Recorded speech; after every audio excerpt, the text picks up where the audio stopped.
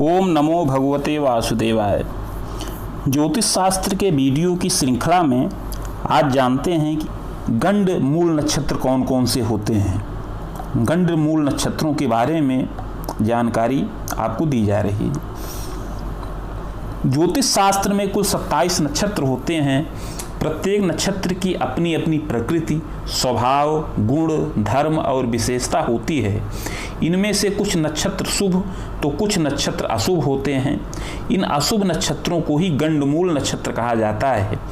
उनमें से 6 नक्षत्र, पहला ज्येष्ठा, दूसरा अश्लेखा, तीसरा रेवती, चौथा मूल, पांचवां मघा और छठवां अश्विनी नक्षत्र की गणना गंडमूल नक्षत्र में की जाती है। राशि और नक्षत्र की समाप्ति और प्रारंभ जब एक ही स्थान पर होती है तब यह स्थिति गंडमूल नक्षत्र कहलाती है। कर्क राशि और अश्लेखा नक्षत्र की समाप्ति एक साथ होती है तथा सिंह राशि का समापन और मघा राशि का उदय एक साथ होता है। इसलिए अश्लेखा को गंड और मघा को मूल नक्षत्र कहा जाता है। वृश्चिक राशि और ज्येष्ठा नक्षत्र की समाप्ति एक साथ होती है तथा धनु राशि और मूल नक्षत्र का आरंभ यहीं से होता है। इसलिए ज्येष्ठा गंड और मूल को मूल नक्षत्र कहा जाता है। मीन राशि और रेवती नक्षत्र की समाप्ति एक साथ होती है तथा मेष राशि व अश्विनी नक्षत्र का आरंभ एक साथ होता है। इसलिए रेवती को गंड और अश्विनी को मूल नक्षत्र कहा जाता है। इसलिए 3 गंड नक्षत्र अर्थात अश्लेखा, ज्येष्ठा और रेवती का स्वामी बुध और 3 मूल नक्षत्र अर्थात मघा, मूल और अश्विनी का स्वामी केतु है। यह दोष प्रत्येक 18वीं कुंडली में बनता है। वास्तव में चंद्रमा के इन 6 नक्षत्रों के किसी एक नक्षत्र के किसी एक विशेष चरण में होने से बनता है, न कि उस नक्षत्र के चारों में से किसी भी चरण में होने से। उपरोक्त नक्षत्रों में पैदा होने वाले जातकों को न तो पिछली राशि, नक्षत्र तथा न ही प्रारंभ होने वाले नक्षत्र एवं राशि का फल प्राप्त होता है। ज्योतिष शास्त्र के अनुसार गंडमूल नक्षत्र में जन्म लेना अशुभ माना गया है। जब बच्चे इस नक्षत्रों में जन्म लेते हैं तो विशेष तरह के प्रभाव देखने में आते हैं। इन नक्षत्रों में जन्म लेने का असर सीधा बच्चे के स्वभाव और स्वास्थ्य पर पड़ता है। बच्चे का जन्म अगर मंगलवार अथवा शनिवार के दिन हुआ है तो इसके अशुभ प्रभाव बढ़ जाते हैं। प्रत्येक नक्षत्र के 4 चरण होते हैं। नक्षत्रों द्वारा 4 चरण पर होने वाले प्रभाव का विवरण सारिणी में दर्शाया गया है। यदि बच्चे का जन्म गंडमूल नक्षत्र में हुआ है तो उसके पिता को 27वें दिन विधिवत पूजा करके बच्चे को देखना चाहिए। अगर बच्चे का जन्म गंडमूल नक्षत्र में हो तब 27 दिन पश्चात पुनः वही नक्षत्र आता है तो उस दिन गंडमूल नक्षत्र की शांति अवश्य करा लेनी चाहिए, अन्यथा इसका अशुभ परिणाम प्राप्त होता है। यदि किसी कारणवश 27 दिन बाद मूल शांति नहीं करवा सकते तब जिस दिन भी जन्म का मूल नक्षत्र पड़े उसी दिन शांति करा लेनी चाहिए। यदि शांति नहीं करवाई जाती है तो वह न केवल उस बच्चे के लिए अनिष्टकारक होता है बल्कि उसके माता पिता के लिए भी अनिष्ट की स्थिति बनाता है। शांति कराने से बच्चे एवं परिवार पर से अनिष्ट का भय दूर हो जाता है। बच्चे का जन्म अगर वृष, सिंह, वृश्चिक व कुंभ लग्न में हो तब मूल नक्षत्र में जन्म होने पर भी इसका अशुभ फल प्राप्त नहीं होता है। गंडमूल नक्षत्र में जन्म लेने पर भी अगर लड़के का जन्म रात में और लड़की का जन्म दिन में हो तब मूल नक्षत्र का प्रभाव समाप्त हो जाता है। 8 वर्ष के पश्चात मूल नक्षत्र का प्रभाव नहीं रहता। अगर आयु 8 वर्ष से अधिक हो तो मूल नक्षत्र की शांति की आवश्यकता नहीं होती है।